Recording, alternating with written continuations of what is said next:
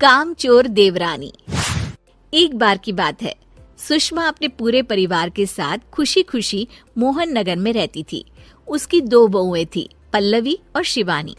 एक दिन दोनों बहुएं रसोई में काम कर रही होती है कि तभी उनकी सास सुषमा उन्हें बुलाती है। अरे बहू, जरा इधर तो आना। शिवानी, जरा जाकर देखना सासू माँ क्या कह रही हैं। दीदी आप ही देख लो ना जाकर, आपको भी तो सुनाई दे रहा है। अरे मैं आटा गूंद रही हूँ ना, तुम चली जाओ।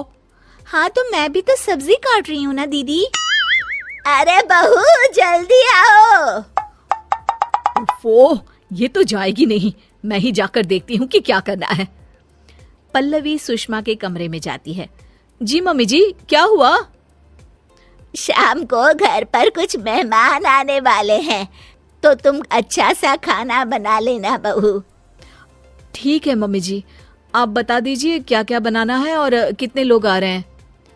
सुनील की मौसी जी और उनका पूरा परिवार आ रहा है। कुल मिलाकर 3 लोग और हमें मिलाकर हुए 9 लोग। तो अभी से ही तैयारी करना शुरू कर दो। और हाँ, घर की सफाई भी कर देना, हाँ अच्छे से। जी मम्मी जी, सब काम हो जाएगा, आप चिंता मत कीजिए। पल्लवी शिवानी को घर में मेहमान आने वाले हैं इसके बारे में बताती है। क्या 9 लोगों का खाना बनाना होगा, घर की सफाई करनी है? बाप रे, सासू माँ ने तो हमें घर की नौकरानी ही समझ कर रखा है। ऐसा नहीं बोलते शिवानी, हम इस घर की बहू हैं और घर के काम करना हमारा फर्ज है। दीदी तो है ही सासू माँ की चमची, जब देखो सासू माँ सासू माँ। मैं तो इतना सारा काम नहीं करने वाली। शिवानी कपड़े लेकर गमला साफ कर रही होती है और चक्कर आने का नाटक करने लगती है। मेरा सर चकरा रहा है। तभी वहाँ पल्लवी और सासू माँ जाते हैं। अरे बहू, क्या हो गया तुम्हें? मम्मी जी, बहुत तेज सर में दर्द हो रहा है। तुम एक काम करो शिवानी, आराम कर लो। नहीं नहीं दीदी, घर में मेहमान आने वाले हैं, मुझे आपकी मदद करनी चाहिए। अरे कोई बात नहीं शिवानी, तुम आराम कर लो, मैं सब काम कर लूंगी। ठीक है दीदी, अगर आप इतना कह रही हैं तो आराम कर लेती हूँ। शिवानी आराम से अपने कमरे में मैगजीन पढ़ रही होती है। इसे कहते हैं आराम की जिंदगी। इतना सारा काम। चलो सारा काम खत्म हो गया, शिवानी को देख आती हूँ।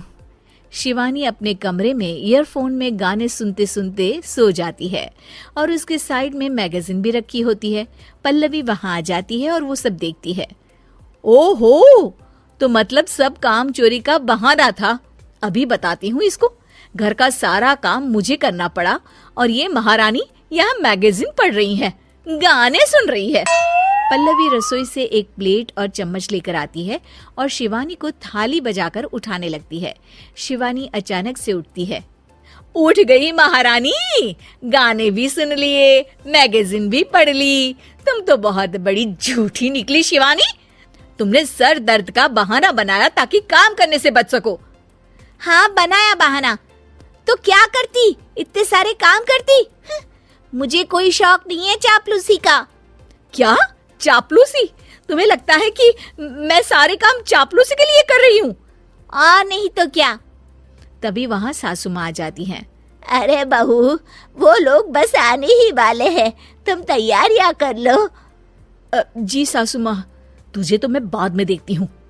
सब खाना खाने बैठते हैं और खाना शुरू करते हैं।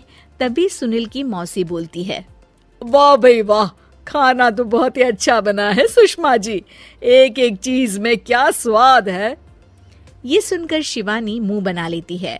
उसे अपनी जेठानी की इतनी तारीफ रास नहीं आती। आपकी बहुएं तो बहुत ही अच्छा खाना बनाती हैं। हाँ बनाती तो दोनों ही अच्छा है, पर आज ना ये सारा खाना बड़ी बहू ने बनाया है। छोटी बहू की तबीयत ठीक नहीं थी, सो इसलिए। मानना पड़ेगा सुषमा जी, आपकी बड़ी बहू तो बहुत ही गुणवान है। पल्लवी की तारीफ सुनकर शिवानी को जलन होती है। पल्लवी ये सुनकर खुश हो जाती है और शिवानी की तरफ देखकर उसे चिढ़ाती है। कुछ देर बाद मेहमानों के जाने का वक्त हो जाता है। मौसी जी सबके लिए उपहार लाई होती है। वो सबको शगुन के पैसे देती हैं और अंत में पल्लवी के पास आती है। तुम्हारे लिए शगुन का लिफाफा तो है ही, पर बहू तुम्हें एक और उपहार भी मिलेगा इतना अच्छा खाना बनाने के लिए। मौसी अपने सोने के कंगन निकालकर पल्लवी को पहना देती है। ये लो, ये मेरे मनपसंद कंगन है, अब से ये तुम्हारे हुए। धन्यवाद मौसी जी। ये देखकर शिवानी तो पूरी तरह से जल जाती है और गुस्से से रसोई में चली जाती है। तभी वहां पल्लवी आ जाती है और उसे अपने कंगन दिखाने लगती है। देवरानी जी, अब आपका सर दर्द ठीक तो है ना? मुझे लगता है कि अब सर दर्द शुरू हो गया होगा आपका।